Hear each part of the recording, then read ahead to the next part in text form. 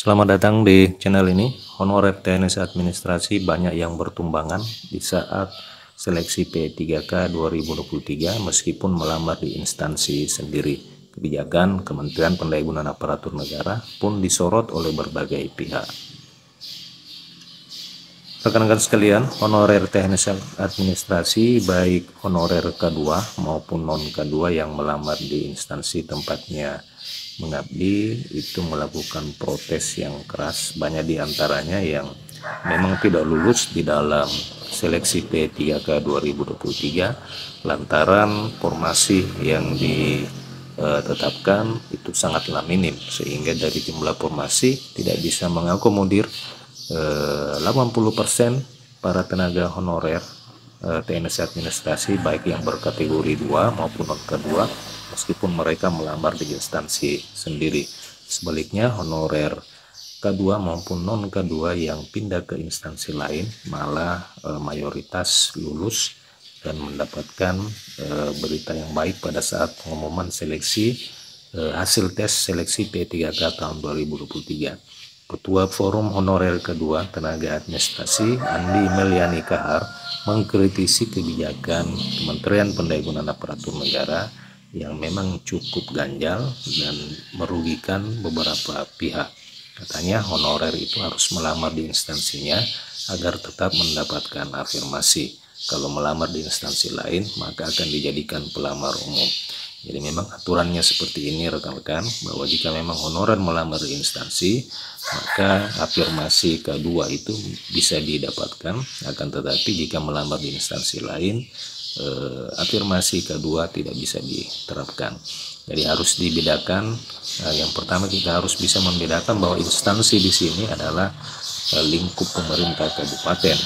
Jadi selama honorer mendaftar di kabupaten tempatnya bekerja maka ia pun berhak mendapatkan afirmasi. Akan tetapi jika mendaftar di lintas kabupaten atau di instansi lain maka honorer tidak bisa diberikan kebijakan afirmasi. Nah, ia menegaskan bahwa jejak digital pernyataan pejabat Kemenpan RB soal hal tersebut masih tetap ada. Sin mengaku menyesal menaati aturan main pemerintah karena berpikir akan aman. Nyatanya dia malah tidak lulus padahal nilainya tinggi.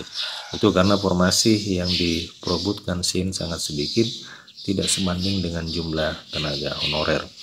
Kalau tahu pindah instansi itu bisa masuk formasi khusus, maka ia pun akan melamar di kantornya yang memiliki kuota hanya satu. Ia pun menambahkan, masih teringat jelas pejabat Kemenpan RB saat sosialisasi bahwa honorer yang pindah instansi itu tidak akan diberikan afirmasi. Hal itulah yang membuat Sin dan rekan-rekannya tetap bertahan, namun ada juga yang keluar instansi dan semuanya lolos. Jadi memang Sin menyayangkan komitmen pemerintah Kemenpan RB di dalam pemberian kebijakan bagi para tenaga honorer.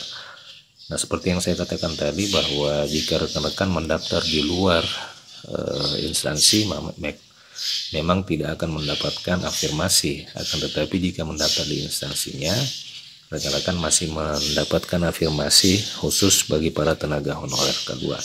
Secara terpisah, Ketua Forum Honorer Non K2 Tenaga Kependidikan Sutrisno mengungkapkan pengumuman kelulusan P3K TNS 2023 ini sangat mengagetkan. Banyak honorer K2 dan non K2 yang mendaftar di instansi lain malah lolos. Ia pun menilai bisa terjadi karena beda pemahaman pemerintah dengan honorer. Sebab instansi cuma pusat dan daerah, sedangkan di daerah kalau dinas dianggap masih instansi daerah. Jadi ada yang mendaftar di luar dinas, yang penting masih satu daerah. Sutrisno mencontohkan honorer TNS di Dinas Pekerjaan Umum itu bisa mendaftar di Dinas Pemadam Kebakaran atau Satpol PP. Begitu juga sebaliknya, karena dicari yang tidak ada syarat sertifikat keahlian mereka begitu karena Pemdanya memang mengarahkan para tenaga honorernya oleh karena memang formasi dan jabatan yang sangat sedikit dibuka pada formasi 2024 ini.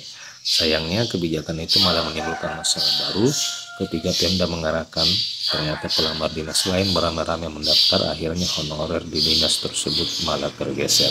Jadi ini mungkin yang dimaksudkan Andi Meliani Kahar tadi, bahwa oleh karena banyaknya tenaga honorer yang mendaftar di instansi, sebagai contoh instansi pemadam kebakaran, sehingga honorer di dinas pemadam kebakaran ini banyak yang tergeser. Lagi-lagi yang tenaga honorer yang akan jadi korban.